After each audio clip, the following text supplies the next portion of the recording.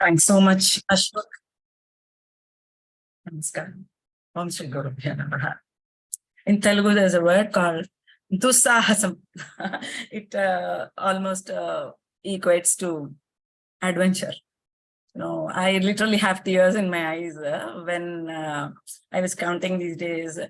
Don't know how I pulled through, because he has been dragging me. He says, there is that pull and push, I will take care. And he is really showing it to us now.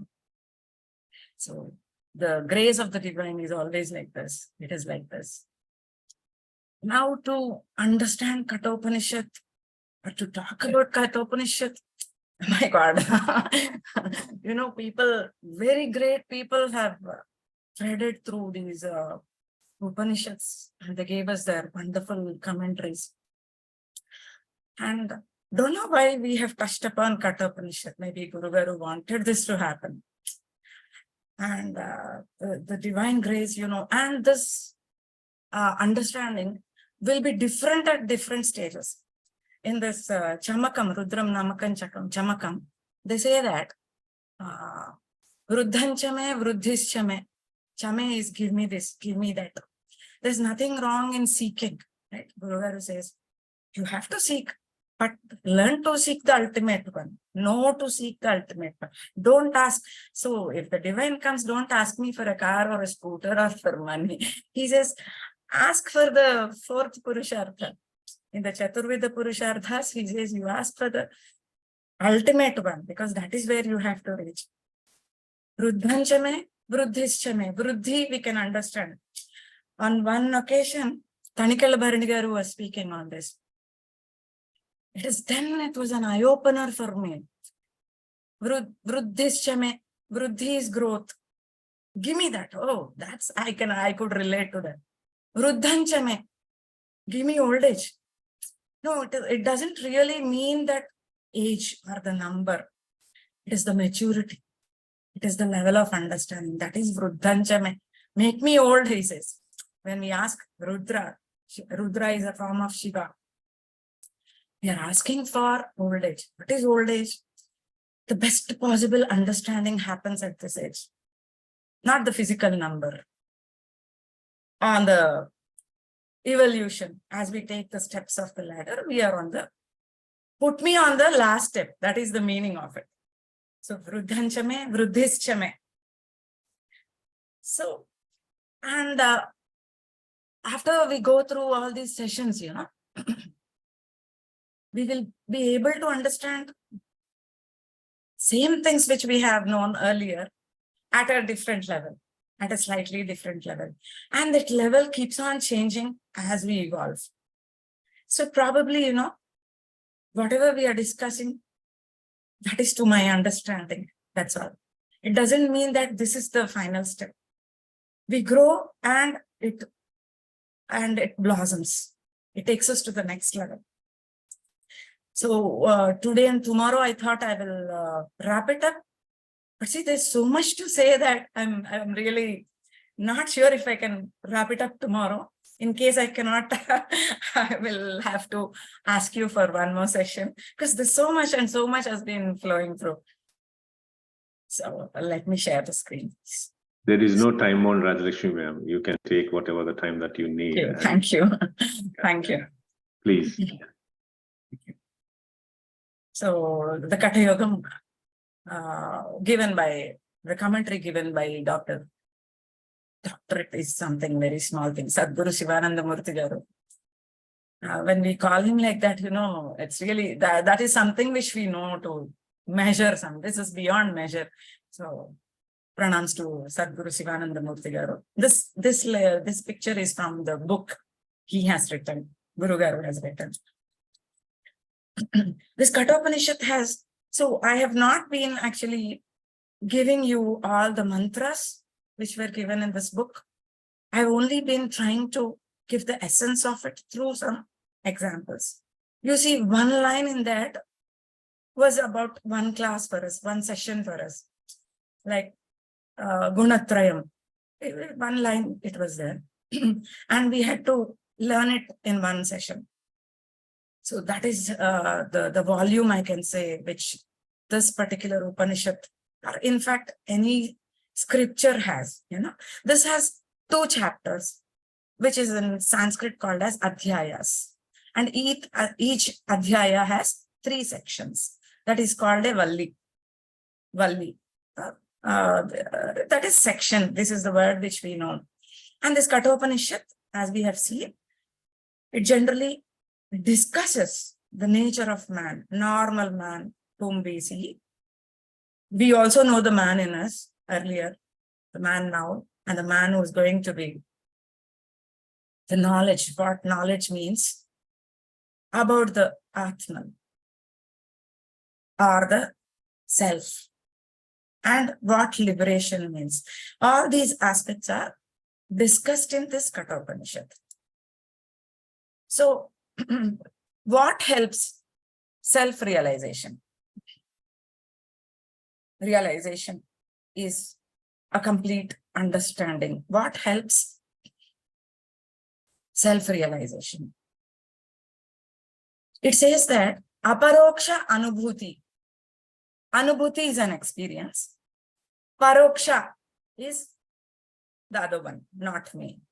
Aparoksha is me, like it relates to me. Paroksha is about somebody else, not us. And aparoksha is within the self, So it is a direct intuition. The experience happens to us, a revelation. All this knowledge will take us to a point where there is a wonderful experience, and that reveals the understanding. It is a direct connect, direct intuition, which will help us understanding what we truly are, right? See, there are many works on Kathopanishad. I was really surprised. This has been translated into Persian, into Latin, and distributed in the Europe. Unfortunately, those in India or those who have roots to India have lost the connect. So Edwin Arnold has rendered it as the secret of text.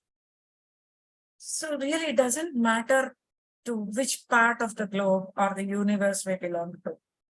It is only the eligibility, the deservedness. See, these people would have been in Europe or elsewhere, but they had the eligibility and hence the access to this text. And Ralph, he credited Kathopanishad to the central story. He wrote an essay on immortality. And also in his poem called Brahma, he credited the Kathopanishad.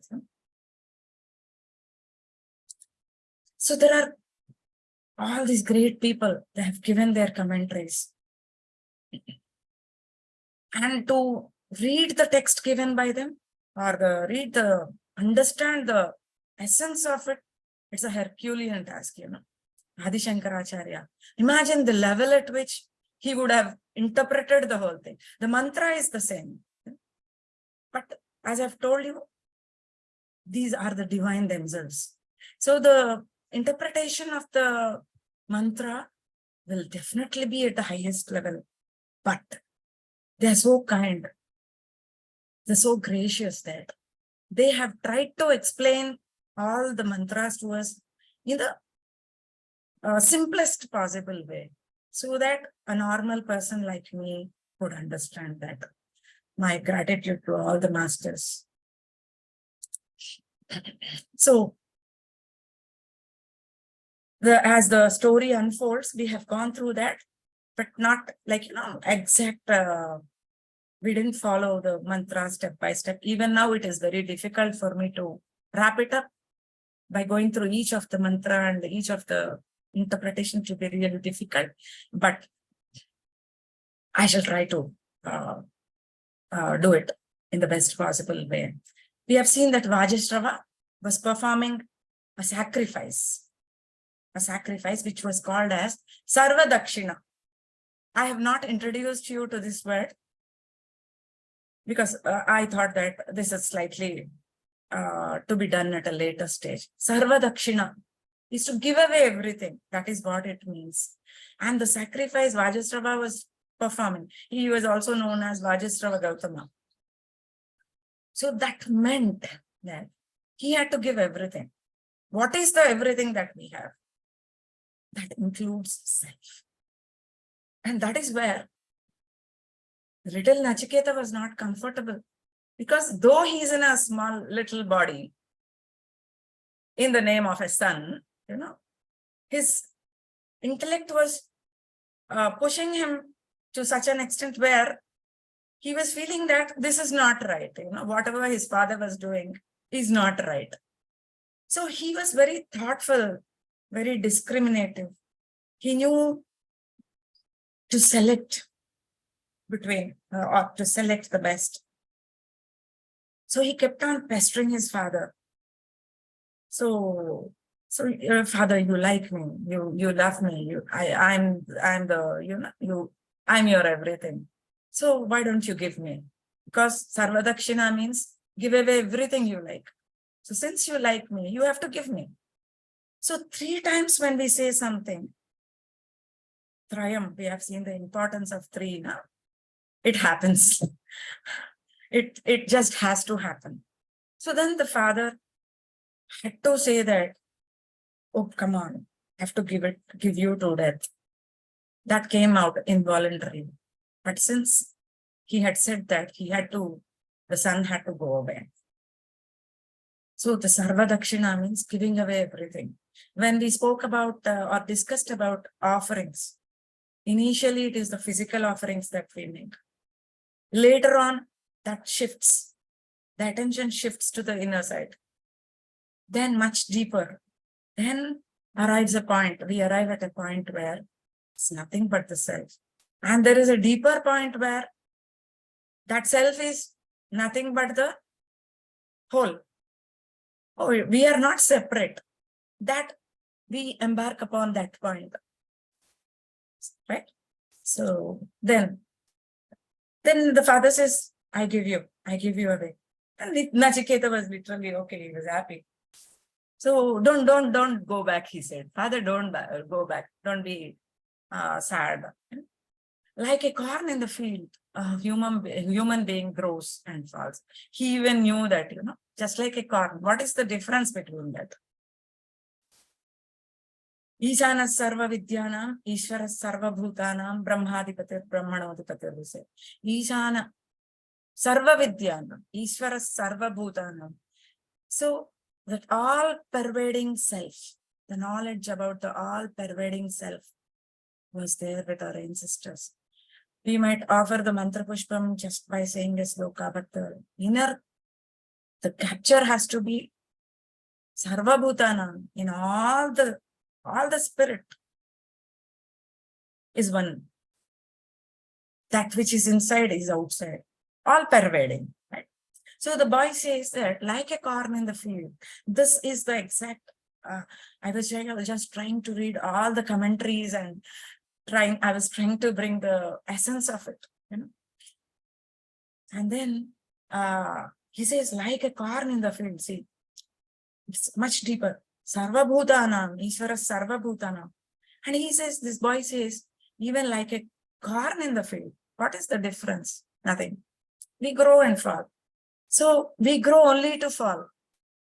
See the beauty. The seed grows only to fall. And it falls only to grow. And see, this takes us to a level of understanding of the cyclicity of events. And there has to be, some of us who may have had the opportunity of knowing what tangential velocity is. As long as it goes in the circuit, it's fine. When it has to escape the circle, it needs a tangential velocity. This Kathopanishad gives us a tangential velocity to escape from the cycle of births and rebirths. Is my limited understanding. So the boy says that, so is human life just like a car. And if I pass away, let there not be any grief. Because birth and death are only correlatives. We have to only relate. It's only relatable. But that is not the fact, is what the boy says. Who is the boy again? It is the seeker in us.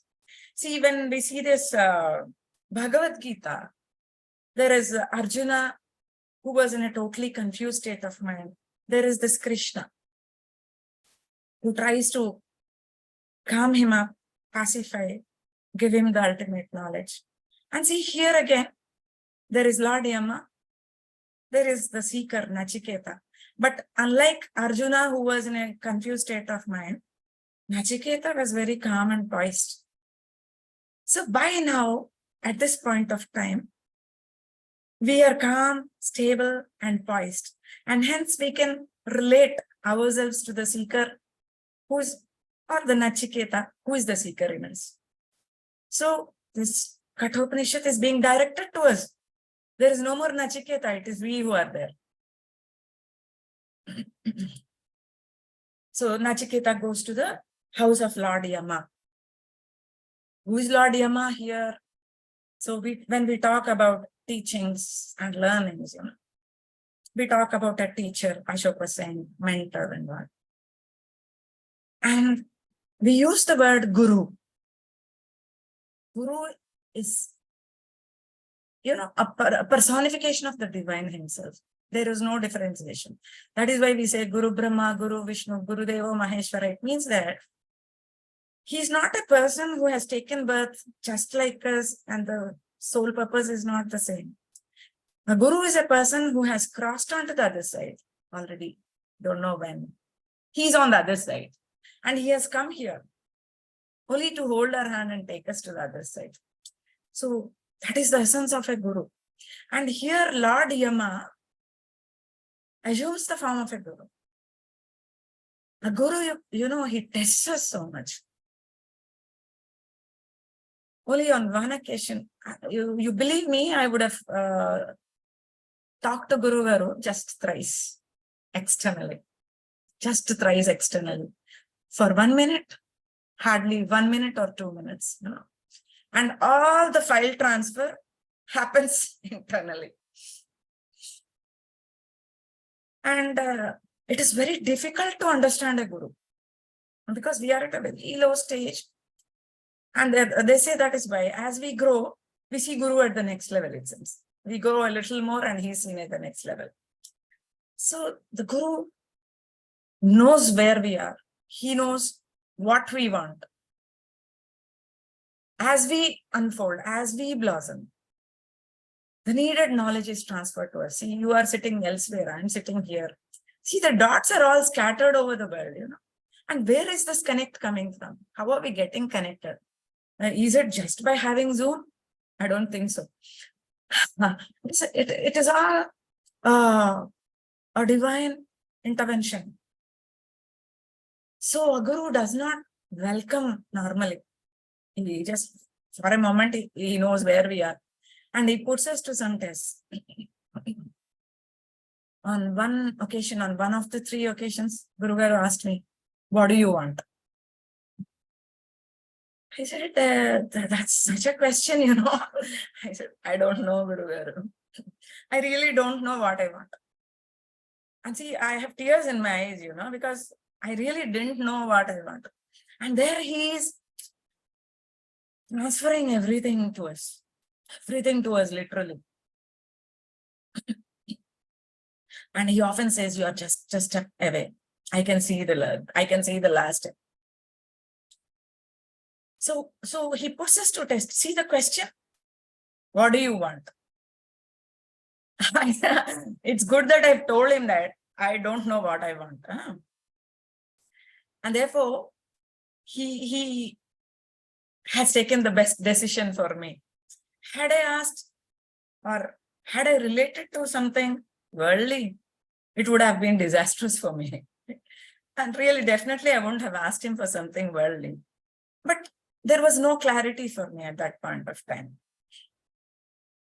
See, the boy is waiting for 3 days there at the gate of Lord Yama. It means that a sadhak, the seeker, has to wait at the feet of the Guru. And the Guru comes back when we deserve, at the right time. The time could be once, 1 minute, or 1 birth, 100 births, or 1,000,000 births. We really don't know. So it is delayed by the extent to which we give our attention to the worldly affairs. So who is the right person to talk about something like Atma? Because there is different interpretation by virtue of different levels of understanding. Only one who has become one with the Atman can take us to that level of understanding. So Atman is subtler than the subtlest. And it cannot be understood through argument or reasoning, is to be underlined always, always. So only that focus inside and deepen the level. That's what. So Nachiketa fasts for 3 days there. What does this mean? When a guest, so that is why in India, in the earlier times, they used to say Atidhi Devo Bhava. Unless an Atidhi has come and taken their offering, they won't eat. But now we close the doors. Most of the entrance doors are closed. And guests are unwanted these days.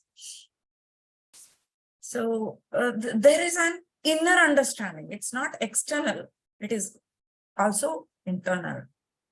So if a person or if a guest starves at the doorway, the guest goes away taking all the virtues. See, he doesn't only, he not only takes away all the wealth of that house. See, this is even frightening, right? He takes away all the virtues and merits. Whatever punya we have earned till that point, the person walks away with that. He also takes away the lives of all children. All his cows are also like children. No? So he takes away the lives of all his children, all the sampada, all the wealth is gone there. All these are destroyed. But here the guest has fasted for 3 days. So Lord Yama was very much worried because all his virtues will be taken away by Nachiketa now because he has not attended to him. As the scriptures say, all his virtues, his merits, everything would be taken away by Nachiketa. So he voluntarily comes and says, come Nachiketa, I will give you 3 boons. Starving could be related to our inner seeking. The sadhaka is very dedicated to learning, like learning much more. That could be related to the starving or this hunger of this body.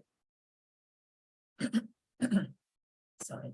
And this is where we were discussing about the 3 knots, the 3 puras, and the ignorance, kama, karma, these have to be crossed.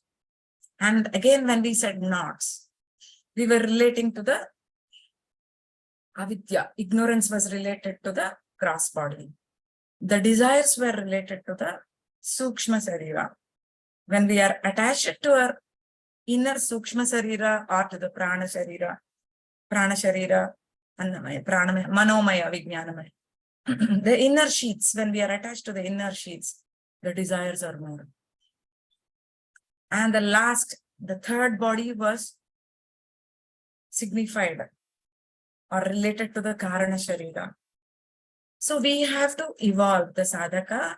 The seeker has to evolve beyond these 3 levels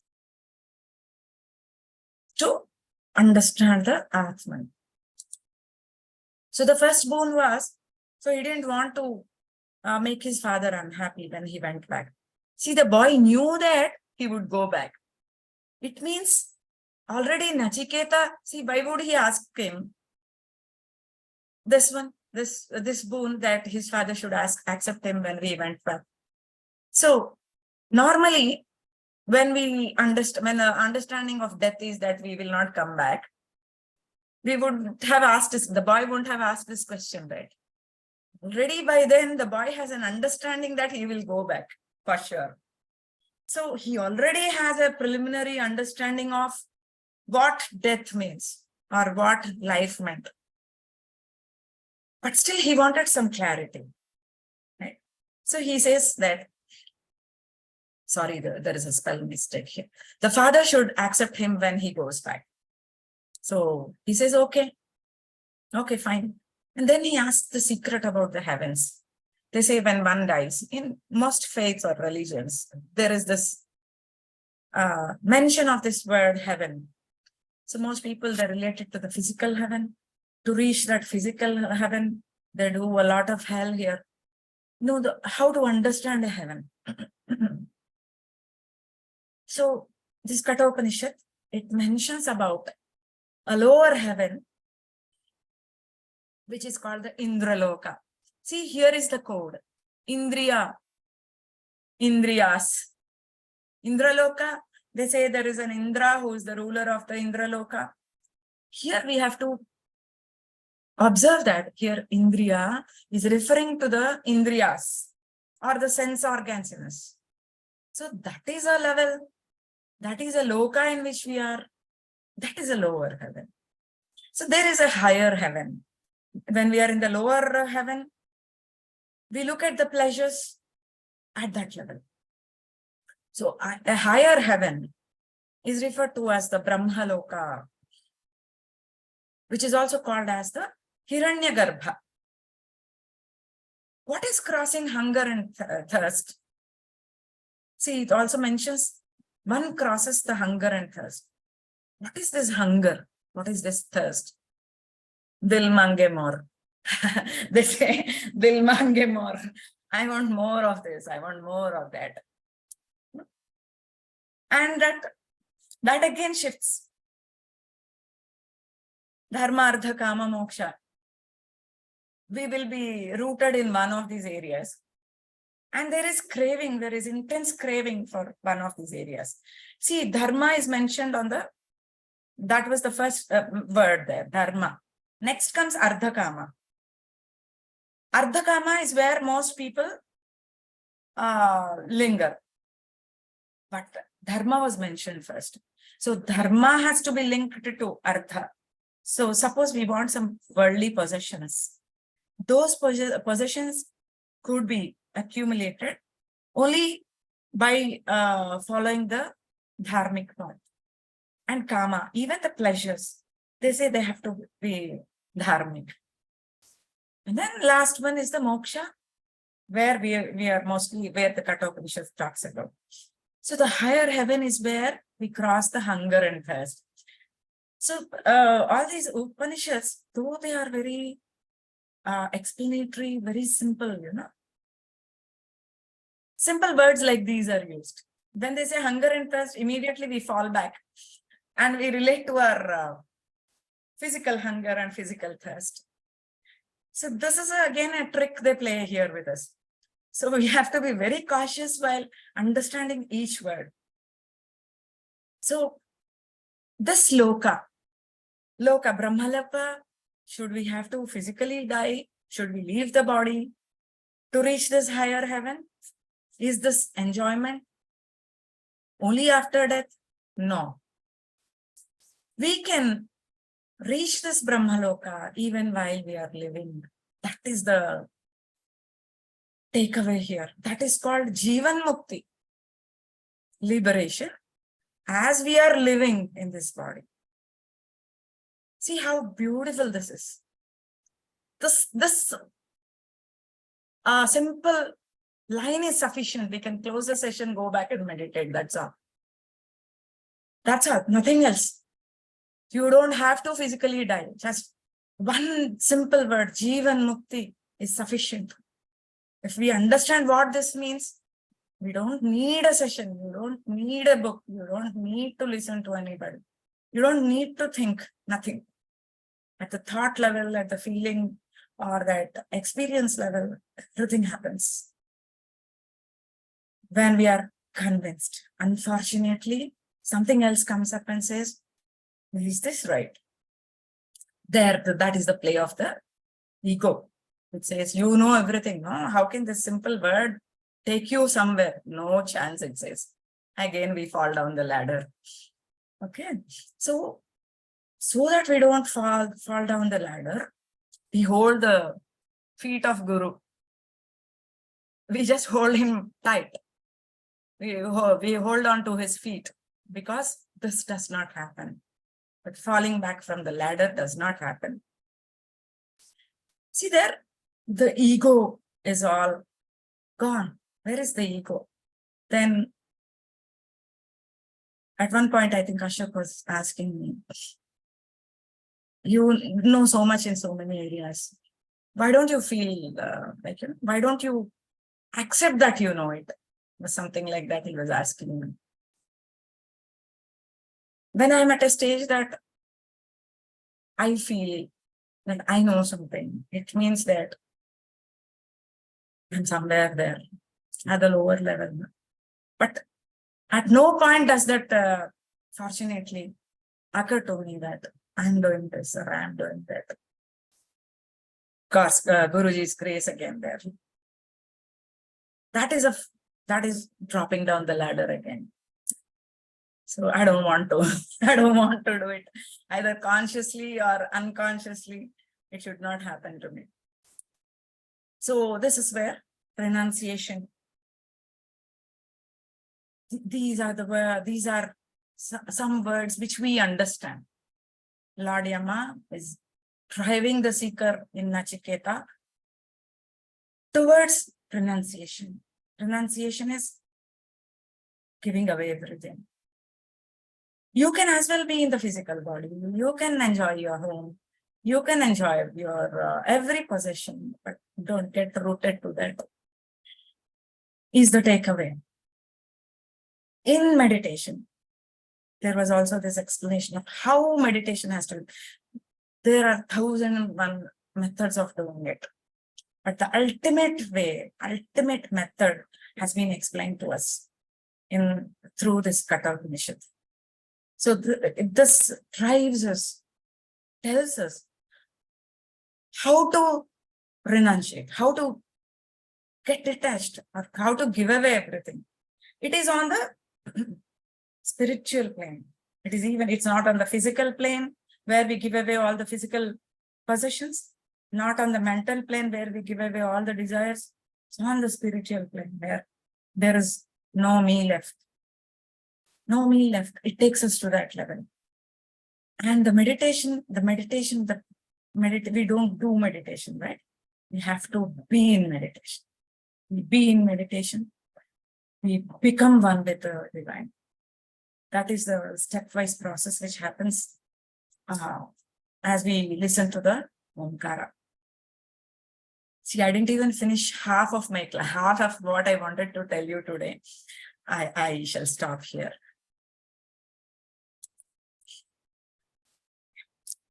I think question and answer sessions we can reserve to the last 2 days. And I think we'll go ahead with the sadhana, sure.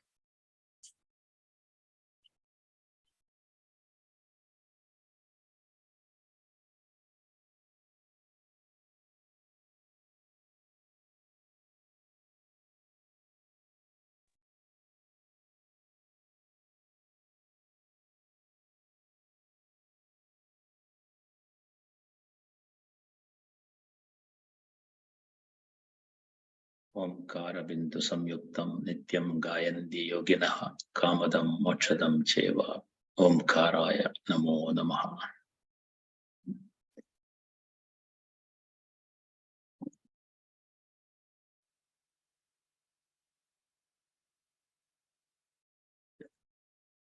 Let's straight away dive into meditation, starting with pranayama. Take a few deep breaths for relaxing and to go in. Take a deep breath consciously,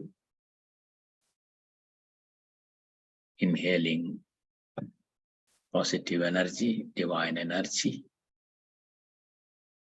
And as you exhale, feel you are releasing all the negativity, all the dross is washed off.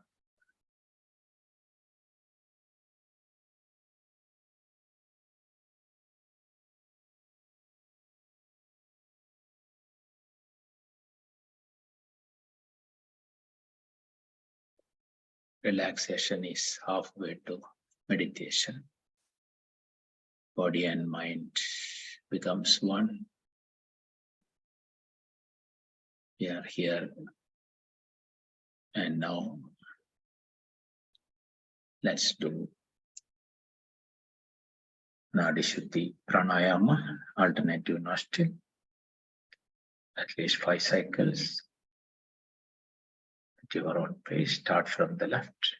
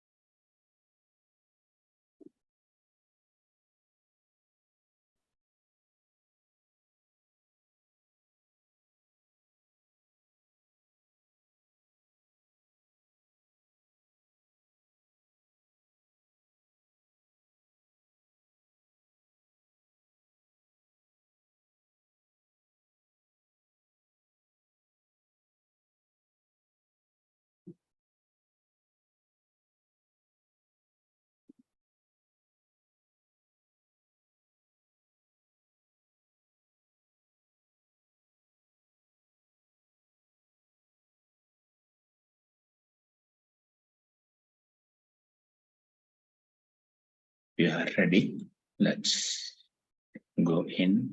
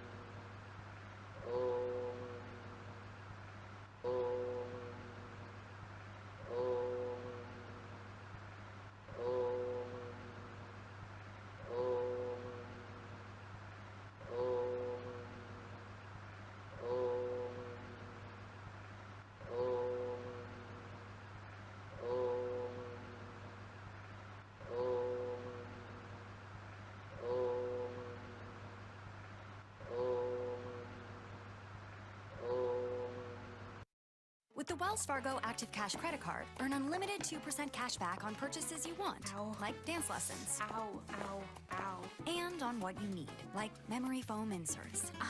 That's real life ready. Visit wellsfargo.com/activecash. Terms apply.